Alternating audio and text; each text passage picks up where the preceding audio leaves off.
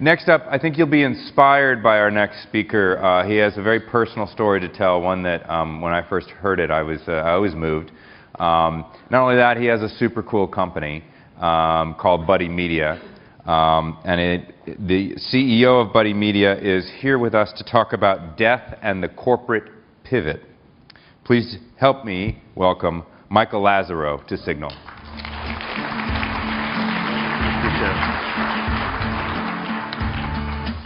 Well, thank you, everyone, for coming. Thank you, Mark and Stan and John, for having me. It's truly an honor to be here. For a while, it didn't look like I was going to be able to make it because I almost died when I was 2 years old. Okay, so it's pretty funny right now, but at the time, I don't remember it. But I went into congestive heart failure. I had a ventricular septal defect, which is a hole in between the two ventricles of your heart. I stopped breathing. If it happened today, I would have just had surgery. They would have gone in and done the surgery and everything would have been fine. Back then, surgery was impossible. Okay? Luckily, it closed. I went to Medill School of Journalism. I moved on with my life. At Medill, my only goal in life was to be Edward R. Murrow. Okay? I was that dorky. And August, by the way, is goatee month, for the record. I worked for the college newspaper, which was the Daily Northwestern. And really fired up about it being a journalist. But what happened was this thing called the internet. Now, the internet at the time was a series of dorks on not even CompuServe, not even kind of on closed networks, but there's nothing to do. There's no browsers out there. It was basically this thing called Telnet, but it was starting to take off in the media.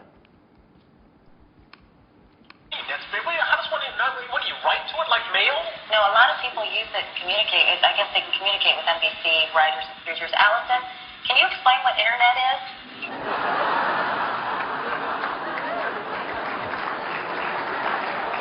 So that's 1994. Okay? That's not like 1904. Okay? So, like an idiot, I'm like, I still want to be a journalist. So I go back to DC, summer of '94, work for Mort Kondracki, roll call, and I have more heart problems. Okay? So I almost died actually twice that summer, so it's like 3 times.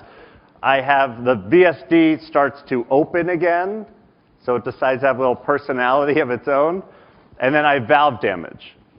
So now they operate. So Richard Hopkins at Georgetown University goes in, cuts out my valve, which could not have been fun, and puts in a brand new valve. St. Jude's number 25 valve.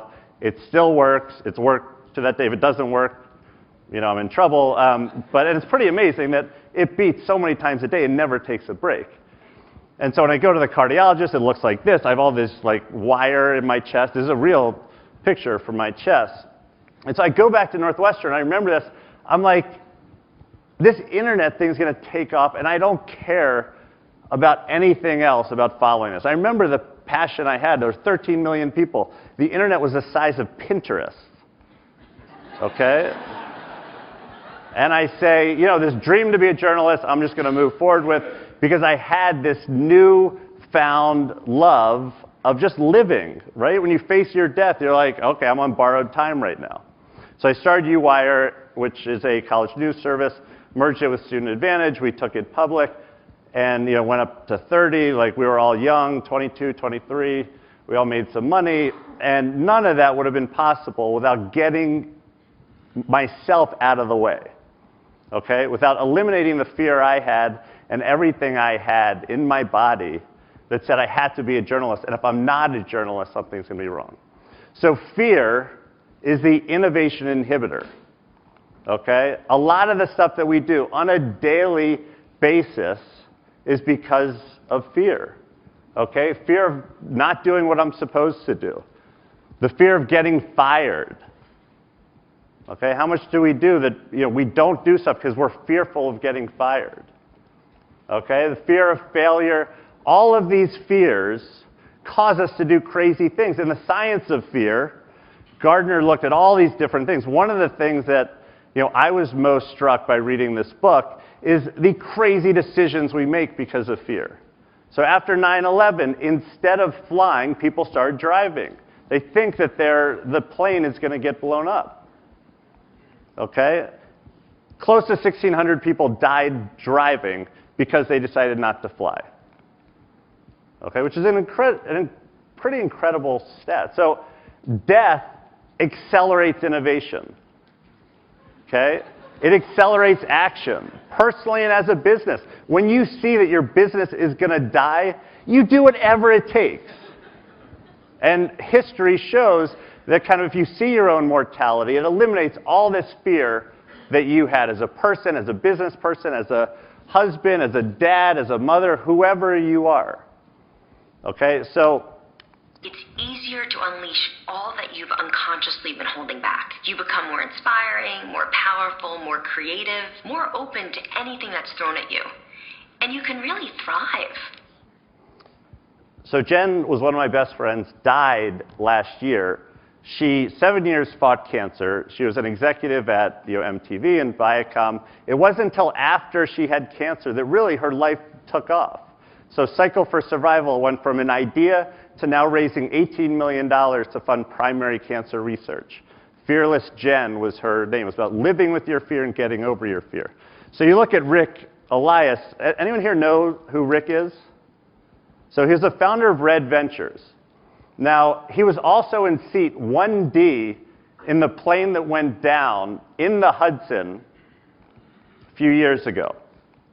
Now, he'd run this business for 10 years. The year after the plane crash, he doubles his staff and then is named Ernst & Young Entrepreneur of the Year. I met him at the Ernst & Young Entrepreneur of the Year Awards. A really fascinating guy. And he talks about fear and this plane crash as making him be a better person. He needed to let go of the fear of failure in order to move forward. That fear was holding him back, and he wasn't growing his business because of it. Just look at Apple. 90 days from going bankrupt. Company. I think the way out is not to slash and burn, it's to innovate. That's how Apple got to its glory, and I think that's how Apple could return to it. So a year later, Steve Jobs does a deal with Microsoft, a $150 million investment, starts building out the Microsoft products, and the rest is history. Okay? That's all we talk about. We've heard Apple iPad 28 times. If it was a drinking game, we'd all be drunk by now, right? So they were dead. So when there's nothing to lose, we do the unimaginable. Okay? We do the Hail Mary. The real question is, how can we do that when everything's going well? Okay? We aren't facing our death. And so pivots love death. So if you're about to go out of business, you pivot. Okay? BMW is making airplane engines. Okay? They now make cars. If they didn't, they'd be dead. Nokia made galoshes. Okay? They could be the best galosh company in the history of the world today. Okay? Now they're making phones. And once again, awesome phones, if you've seen the latest ones. Anyone know what company this is? Sony made rice cookers. Okay? That was their first product before doing what they've done. So the issues, I love this book, Stall Points. By the time you see the weakness, by the time you start to stall, game over. 10% of companies that stall get out of that stall. That means 90% don't. And this could be for divisions, for companies, for anything that you're working on. Okay? We see it with our own weight.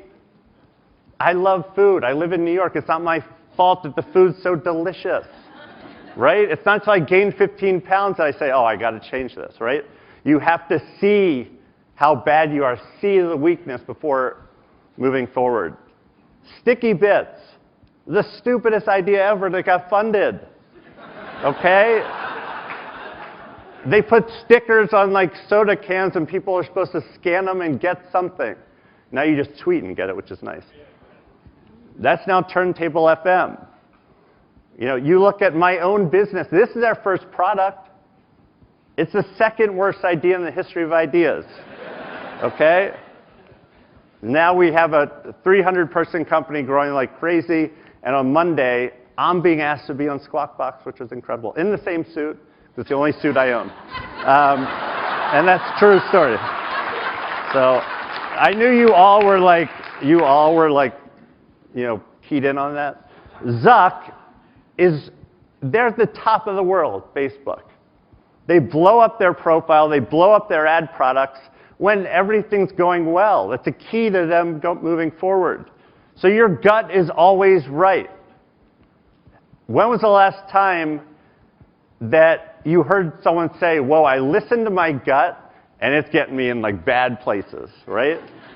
You don't hear that. It's, oh, I should have listened to my gut. I should have listened to what was going on. And the reason is we're eternal optimists. The glass is always half full. Things will get better.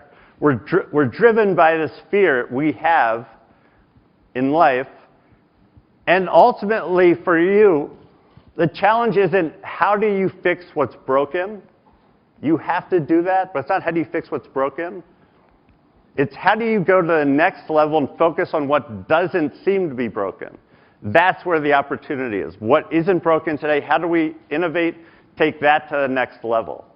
And that will determine whether your company grows shareholder value, where your group grows shareholder value, or whether you die. So thank you very much. It's an honor to be here. I'll see you soon.